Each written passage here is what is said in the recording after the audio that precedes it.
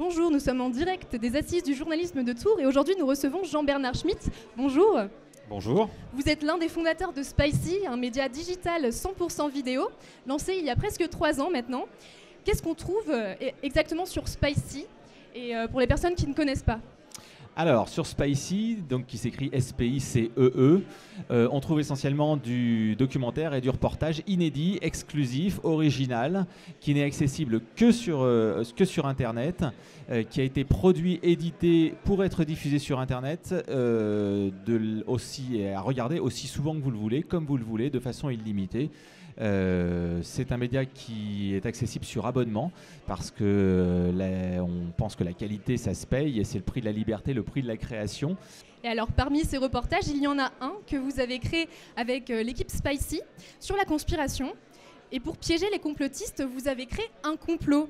D'où est partie cette idée ? Cette idée est partie du fait qu'on se rendait compte que nous, on est des professionnels de la télé et en investissant le champ du digital, c'est-à-dire qu'en arrivant pour créer un média digital, il y avait devant nous une étendue qui était sans règles, c'était un immense bazar en fait.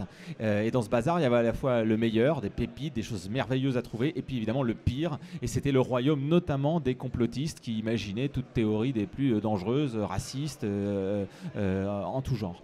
Et on s'est dit, il va falloir faire quelque chose là-dessus. Pourquoi ne pas créer quelque chose pour démonter les théories conspirationnistes à usage du public qui est le plus sur Internet et qui s'informe le plus sur Internet, évidemment, des jeunes. Et là-dessus, malheureusement, des événements aussi tragiques que les attentats de Charlie Hebdo sont arrivés. Ils ont montré que, justement, les jeunes étaient particulièrement poreux à ce genre de théorie et qu'il y avait urgence à créer quelque chose. Et donc, c'est comme ça qu'on a créé ce format qui s'appelle Conspi Hunter, donc le chasseur de conspirationnistes. C'est quoi exactement ce complot ? Alors, nous, on a voulu lutter contre ça en prenant les complotistes à leur propre piège. Donc, qu'est-ce qu'on a fait ? On a imaginé un faux complot. On a imaginé une théorie du complot, en l'occurrence comment les États-Unis ont inventé le sida et ont implanté le sida à Cuba, ce qui a expliqué après le blocus en fait, qui a été imposé sur Cuba pendant des années. C'est totalement farfelu. Alors, quand je dis c'est farfelu, c'est sorti de notre tête, mais et c'est là que c'est intéressant. Ça repose sur des tas de choses crédibles pour les complotistes. Et donc l'idée de faire ça, c'était évidemment pas de jouer avec le feu, c'était de prendre les méthodes des complotistes pour les démonter, pour expliquer au plus grand public comment ça fonctionnait. Donc on a créé ce faux complot, on en a fait un petit film de 7 minutes où on raconte ça, avec les standards en fait, complotistes, on l'a mis sur Internet. Et on a filmé, on a raconté ce qui se passait à ce moment-là. Et de tout ça, on a fait un documentaire qui s'appelle donc Comment nous avons piégé les complotistes et qui raconte comment ce contenu s'est propagé, a été partagé, les réactions, etc. On a travaillé avec des sociologues, on a travaillé avec des enseignants, on a travaillé avec des politologues, on a travaillé avec du marketing digital aussi pour montrer justement comment un contenu pouvait se propager. Et on en a fait une expérience à la fois journalistique et pédagogique pour apprendre aux gens justement comment tout ça fonctionnait. Justement, j'y viens. Selon plusieurs sondages, donc entre un quart et la moitié des Français seraient sensibles à une théorie du complot, et en particulier les jeunes. Il me semble que vous êtes rendus dans des lycées pour montrer ce documentaire. Est-ce que les jeunes y ont cru ? Alors, c'est une expérience qu'on fait qui est hallucinante. On arrive dans une classe, on montre le faux film, on leur dit rien. On dit, oh, regardez ce qu'on a trouvé sur Internet, etc. On leur montre le truc. Derrière, sondage.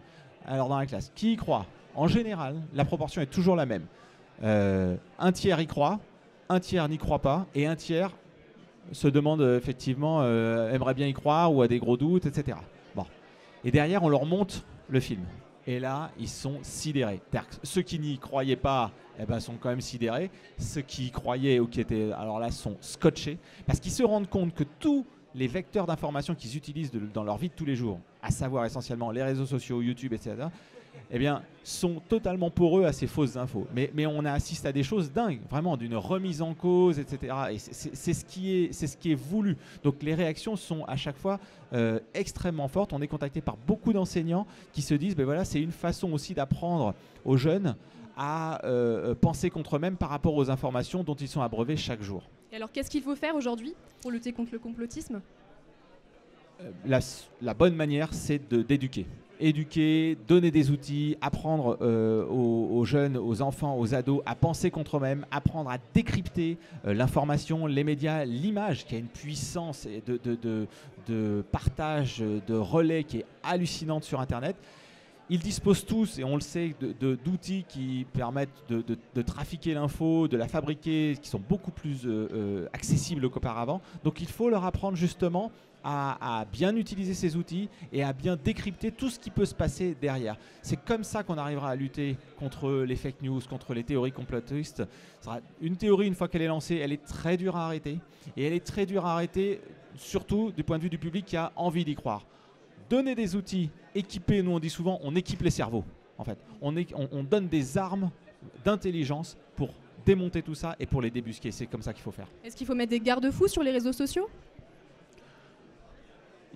Les réseaux sociaux, les plateformes ne pourront pas échapper à une remise en cause de leur fonctionnement, de ce qu'elles véhiculent. Non seulement il n'y a pas de contraintes, non seulement sur d'où ça vient, sur comment ça va, mais en plus, elles gagnent de l'argent avec et en plus, elles ne payent pas d'impôts chez nous. Donc, c'est pas possible. On ne peut pas cocher toutes les croix à ce niveau-là. Donc, il faut nécessairement mettre des garde-fous là-dessus. Après, on peut être optimiste. Ça fait pas longtemps que ça existe. Internet, ça bouleverse tout en permanence et ça ne cesse de bouleverser. Donc, en revanche, il faut clairement s'attaquer à ça. Merci Jean-Bernard Schmitt. Vous pouvez retrouver toutes nos vidéos sur EPJT, assise.journalisme.fr. Merci.